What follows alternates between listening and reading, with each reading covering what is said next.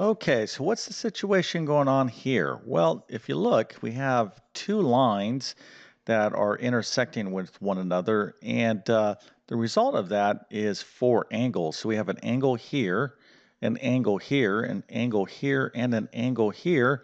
And our job in this particular problem is to find the angles of the result of these two intersecting lines. Now, I'm not going to give you the specific term what this is called in geometry, but there is an actual term to these type of angles. Maybe you know what that is. I'll give you a little bit of a hint. It starts with a V. So if you know the answer, go ahead and put that in the comments section. And if you know how to find the angles, all four angles here, then I would say, well, pause the video and work on this. It should take you about, well, less than a minute, let's say, to answer this question correctly. But this is a type of question that you're certainly going to need to know in order to pass like a high school level geometry course. But if you haven't taken high school geometry, stick around for a couple minutes because this is not that difficult and you're going to learn something about the type of angles that are formed when we have two lines intersecting. Again, if you want to take a guess at that, it starts with the V. Matter of fact, I'll put VA.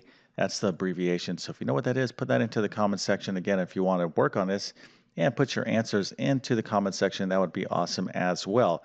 So I'm going to get into exactly what we need to do to solve this problem in just one second. But first, let me quickly introduce myself. My name is John. I'm the founder of TabletClass Math. I'm also a middle and high school math teacher. I'm going to leave a link to my math help program in the description of this video. But basically, I have 100 plus different math courses ranging from pre-algebra to pre-calculus and everything in between. So if you are in middle school, high school, or even college level mathematics, I can help you out with your course if you're having difficulties in it.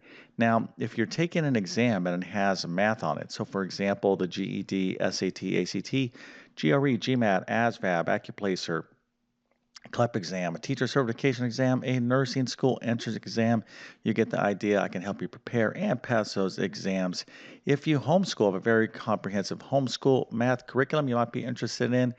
And if you don't have any math notes, well, I'm going to leave links to my math notes in the description of this video.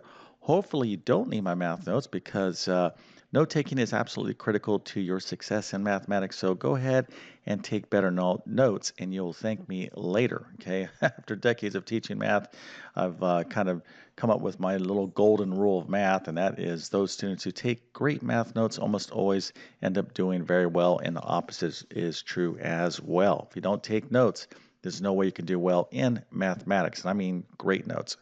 Okay, so we're going to get into this problem. Again, if you think you know how to do it, go ahead and pause the video and work on it, but let's get to it. And first, let's talk about, you can see here, this is all the work, okay? So I already have the solution laid out. So again, I gave you a chance to pause the video, but here we are. It doesn't look like there's a lot of work to be done. So this is not that difficult, but what are we talking about here? Well, when you have two lines that intersect with one another, like this situation, what happens is you're creating something called vertical angles. Vertical angles. And if you answer that correctly in the comment section, then outstanding, very, very good. That's exactly the right answer. Let me actually go back up here real quick and just show you. When we have a line, okay, and it intersects with another line, these angles right here would be considered vertical angles. So this is a vertical angle and this is a vertical angle, and vertical angles are congruent. Okay, they're equal to one another. So if this was like 80 degrees right here, this angle is 80 degrees as well. So it's super easy. If you have two vertical angles, this angle and this angle are congruent, and then this angle and this angle would also be congruent. Now, just look at this basic little problem I have here. How would I be able to determine this angle? Okay, if this angle right here is 80 degrees, what do you think this angle is right here? Okay, if you know what the answer is, put that into the comment section. But the way to answer this question is from here to here is a straight line. Okay, and a straight line, let's just take a look at it here real quick. So here is a straight line.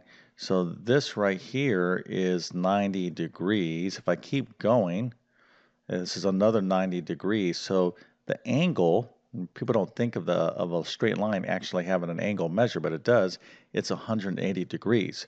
So if this is 80 degrees and this is one straight line, well then right here this is 100 degrees.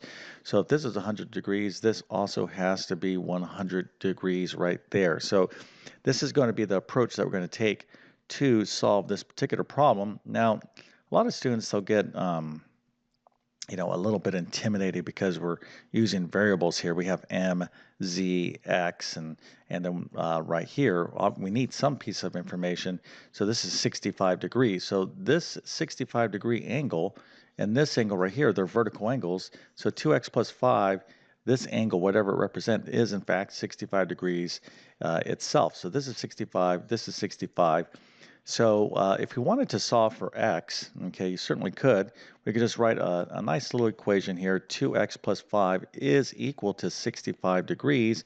And when I solve that little basic equation, I get x is equal to 30. So I could ask this question like, find the value of the variables, and I could put little degree marks in like that and have this little like an X right there. So this is a very typical type of geometry problem, and also something that you might encounter like on a SAT, ACT, or even like the GED. Okay, so if you got that right, fantastic. Now let's go ahead and move on to finding this angle, M and Z. So based upon what we talked about earlier, if this is 65 degrees and this whole entire angle is 180 degrees, well, I can find out what the measure of angle M is by just taking 65 degrees and subtracting it away from 180. So 65 minus 180 is 115 degrees, so M would be 115 degrees, Z is 115 degrees, and of course, this is 65, and this angle here is 65, or x would be equal to 30 in this particular problem. Okay, so if you got this right, I must in turn give you a nice happy face with the good old 1985 flat top haircut with an A+. Nice job, okay? Again, these problems, especially geometry or any mathematics problem, oftentimes they look a little bit more intimidating than they actually are, okay? Of course, if you know what you're doing, things are not going to be as difficult, as they might seem on the surface. But, you could just see here, whether you knew this or not, maybe this is the first time you're learning about vertical angles, it's not that difficult, okay? But I would highly suggest that you understand how to solve problems like this, especially if you're planning on taking any kind of exam, like again, like the GED, SAT, ACT, etc. Okay, very, very typical, common type of geometry problem. All right, so if this little video helped you out in some manner, please consider smashing that like button. That definitely helps me out. And if you're new to my YouTube channel, hopefully you'll consider subscribing. I've been on YouTube for 10 plus years, have over 1,000 plus math videos, basic to advanced mathematics. My goal is to try to teach math in a clear and understandable way. So please take advantage of the videos that I've made and I will be making, but my best math help will always be within my math help program. Okay, so with that being said, I definitely wish you all the best in your mathematics adventures. Thank you for your time and have a great day.